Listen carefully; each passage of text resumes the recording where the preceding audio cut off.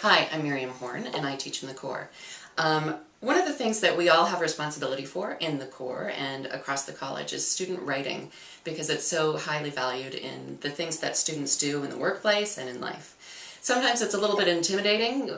We're supposed to have writing intensive classes, and if we have 4 classes that have 87 essays each, then we get a little bit overwhelmed and can't give the kind of feedback that we might like to give.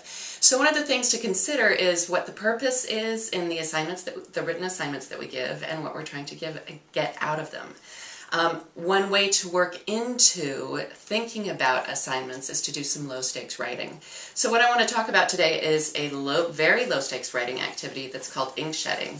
And I call it low-stakes because if you want to assign grades to it, those grades are participation, or they're done, not done, but not necessarily looking at grammar or looking at the more structured pieces that we might be looking at when we're looking at an essay, so to speak. And there are a lot of interesting benefits that come from it. So let me first just describe the activity, and then I'll explain what some of those benefits are.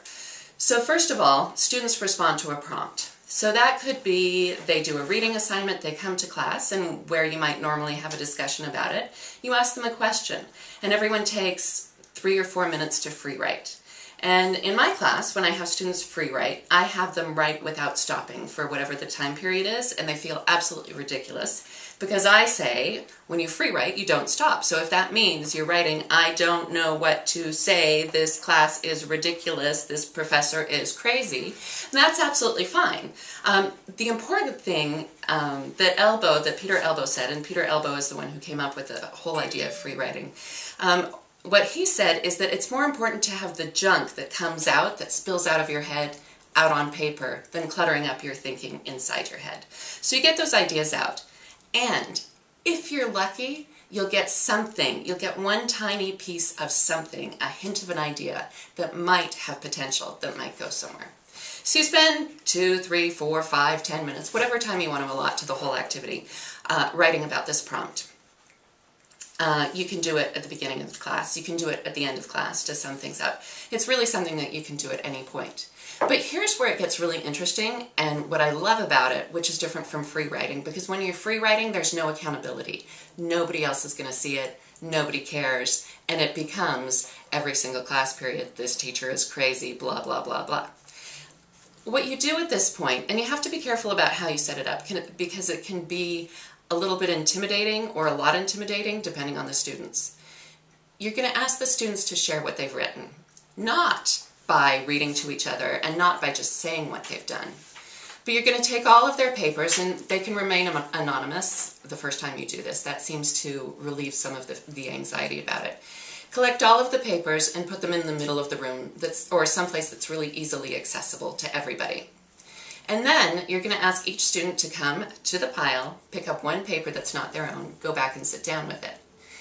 And they're going to read it.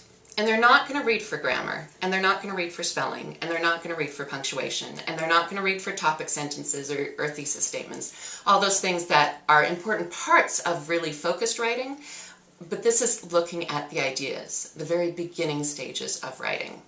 And so as the student reads, you're going to ask them to highlight or circle or put a star beside or underline anything that seems significant or important or relevant or that they think other people might want to read. And you're going to invite them also to write back to the person. So it might be something as simple as, I agree, written in the margin, or it might be, oh, that makes me think about this, and I had this experience as well. You never know what it's going to be, and that's what becomes really interesting about it. So this goes on for as long as you want it to go on. I usually make sure, depending on the, for a rhetoric size class or a class of 15 to 20 to 25, they should read at least 5 to 6 other papers, contribute to them.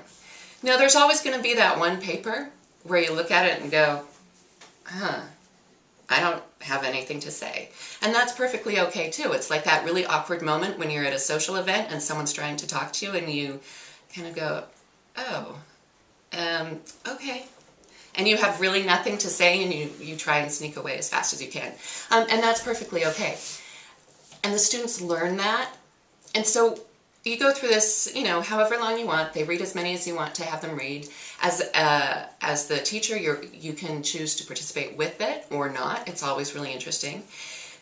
When you decide it's done, you tell them to finish the one they're on and go and find their own. And what they get back is a piece of paper, not just with their own original garbage that came pouring out of their mind, but also what their classmates think is a really interesting idea.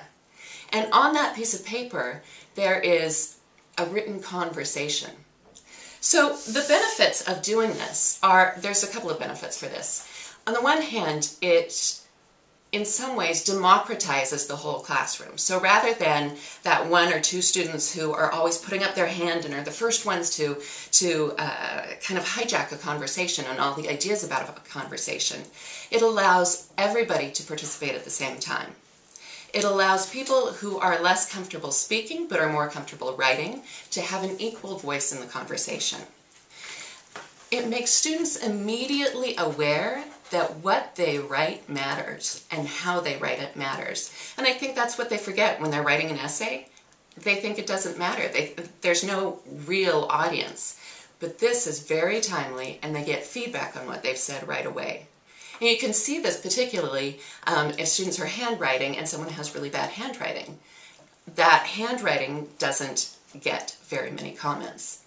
And if you do this several times over the course of the semester, that handwriting is likely to improve as the student tries to accommodate the audience more. So it really helps students get a great idea of their audience, and it has this weird kind of way of helping to facilitate a classroom community as well.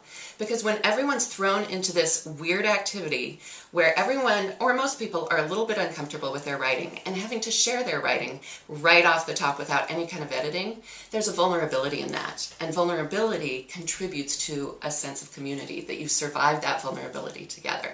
So a lot of interesting benefits. And one of the best ones, of course, is that you don't have to do any extra grading, and the students get all the benefits of having had lots of writing. There are a lot of writing professors and a lot of writing theoreticians out there who say that we can't teach writing. We can just give students the opportunity to write a lot.